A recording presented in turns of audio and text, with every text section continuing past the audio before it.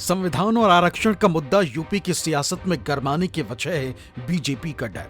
BJP इस बात से परेशान है कि अखिलेश कहीं 27 के चुनाव में इस दाव को न चल दें। इसीलिए उसने इस मुद्दे को भ्रम और दुष्प्रचार बताना शुरू कर दिया। तो अखिलेश भी बीजेपी की चाल समझकर इस मुद्दे को हवा देने में जुटे। जैसा दुष्प्रचार सपा, कांग्रेस, टीएमसी आदि पार्टियों ने किया था लोकसभा चुनाव में कि संविधान आरक्षण खत्म कर देंगे, वैसा ही दुष्प्रचार इस समय कर रहे हैं। इनके दुष्प्रचार से सतर्क और सावधान रहिए। मतदाता सूची में नाम जुड़वाइए। मुझे पूरा भरोसा है समाजवादी पार्टी का सूर्य बस होने वाला। बीजेपी की सरकार संविधान से नहीं चलना चाहती है, अपने मन विधान से चल रही है।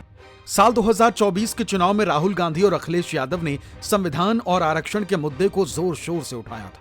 राहुल गांधी ने तो चुनावी सभाओं में संविधान की किताब हाथ में लेकर बीजेपी पर हमला बोला था, तो वहीं अखिलेश ने भी बीजेपी पर आरक्षण को खत्म करने का आरोप लगाया था कि पहली बार हिंदुस्तान के इतिहास में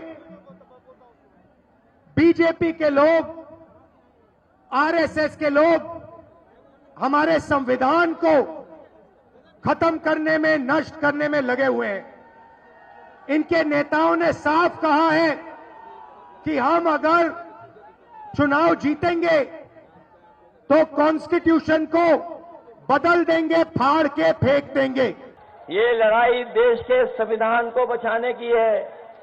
बाबा साहब भीमराव अम्बेडकर जी का दिया हुआ संविधान और संविधान के तहत जो अधिकार मिलते हैं उसको बचाने की लड़ाई है। इस बार संविधान मंथन होने जा रहा है।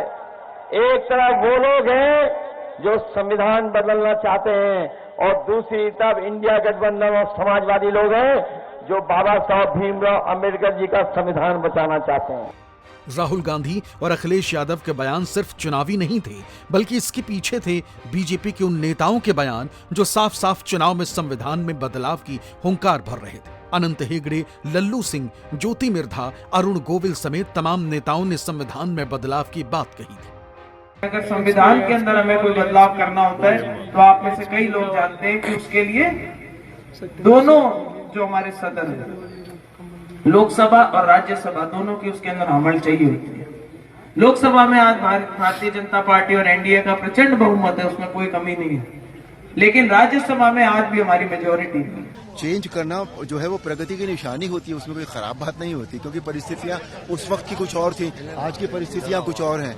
हमें उसके हिसाब से अगर कुछ चेंज उसमें करना है तो उस, और संविधान को एक व्यक्ति की मर्जी से तो होता नहीं है चेंज, है ना, सबकी सर्वसम्मति होती तब चेंज होता है। अगर ऐसा कुछ होगा तो किया जाएगा। अगर हम चाहते हैं कि विश्व की नंबर 1 अर्थव्यवस्था बने तो उसके लिए जरूरी है कि हम लोग, हमारे जो पुराने कानून थे, पुरानी बहुत सारी चीजें हैं जिनको बदलने की आवश्यकता है, जो कि मोदी जी करेंगे। बीजेपी नेताओं के इन्हीं बयानों को विपक्ष ने हथियार बना लिया और चुनाव में पासा पलट दिया। बीजेपी उन तमाम राज्यों में कम सीटों पर सिमटी जहां इस दाव का असर ज्यादा दिखा।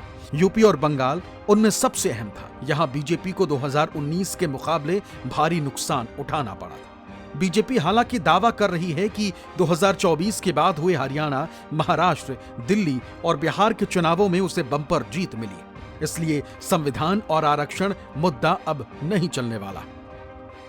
2024 के लोकसभा चुनाव के बाद हरियाणा विधानसभा चुनाव हुआ, वहां भारतीय जनता पार्टी प्रचंड बहुमत से जीती।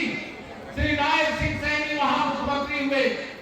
हरियाणा के बाद महाराष्ट्र विधानसभा चुनाव हुआ, वहां भारतीय जनता पार्टी प्रचंड बहुमत से जीती। श्री देवेंद्र फडणवीस जी मुख्यमंत्री हुए। दिल्ली प्रदेश का विधानसभा चुनाव हुआ, वहां पर भी ऐतिहासिक अंतर से कमल गिरा और श्रीमती रेखा गुप्ता वहां की मुख्यमंत्री के रूप में सेवा कर रही है। अभी बिहार का चुनाव हुआ है और वहां भी बहुत बड़े अंतर से भारतीय जनता पार्टी का गठबंधन विजय प्राप्त किया है। और इसी 2026 पश्चिम बंगाल का विधानसभा चुनाव भी होने जा रहा है। और मैं आपको विश्वास दिला करके कह सकता हूं कि माननीय मोदी जी के ऊपर, भारतीय जनता पार्टी के ऊपर और हमारी विचारधारा के ऊपर इतना विश्वास है लोगों का कि इस बार पश्चिम बंगाल में भी कमल का फूल है। बीजेपी भले ही दावा करे, लेकिन यूपी में अखिलेश का पीडीए उसके लिए परेशानी का सबब बना हुआ है, जिसके जरिए अखिलेश 27 में सत्ता का समीकरण साधने में जुटे हैं। लगातार पीडीए को यूपी में मजबूत कर रहे हैं। 27 में पीडीए चलेगा और पीडीए के लोग देख रहे हैं कि उनका वोट कैसे छीना जा रहा है, वो कैसे अपमानित हो रहे हैं। उन्हें एसओ की पोस्टिंग नहीं मिलेगी, सीओ नहीं बनाया जाएगा, क्योंकि वो वोट में कहीं न कहीं आपको दे देंगे। कौन सिपाही पोस्ट होगा? क्या पीडीए परिवार के लोग नहीं देख रहे हैं कि भाई जब पोस्टिंग होगी तो उनके नाम देखे जाएंगे, उनका नाम काट दिया जाएगा। तो ये जो पीडीए के लोगों का अपमान हुआ है, और यही तो हम कहते थे कि बाबा साहब भीमराव अम्बेडकर जी ने जो अधिकार दिया है, उन अधिकारों को छीन रहे हैं। पीडीए के साथ संविधान और आरक्षण का मुद्दा जोड़कर अखिलेश यादव ने 27 के लिए जो रणनीति तैयार की है, उसी से बीजेपी का डर सामने आ रहा है और बीजेपी इसकी काट खोजने में जुटी। माना जा रहा है कि जिस तरह केशव प्रसाद मौर्य ने संविधान और आरक्षण के मुद्दे पर सफाई दी है, उसने आने वाले दिनों में समाजवादी पार्टी को 27 के लिए नया मुद्दा दे दिया है। और अखिलेश यादव जो पहले से इस पिच पर खेल रहे हैं, वो इसे भुनाने में कोई कसर नहीं छोड़ेंगे। बीजेपी की मुश्किल और बढ़ा सकते हैं। लखनऊ से अशोक तिवारी की रिपोर्ट, न्यूज़ 24।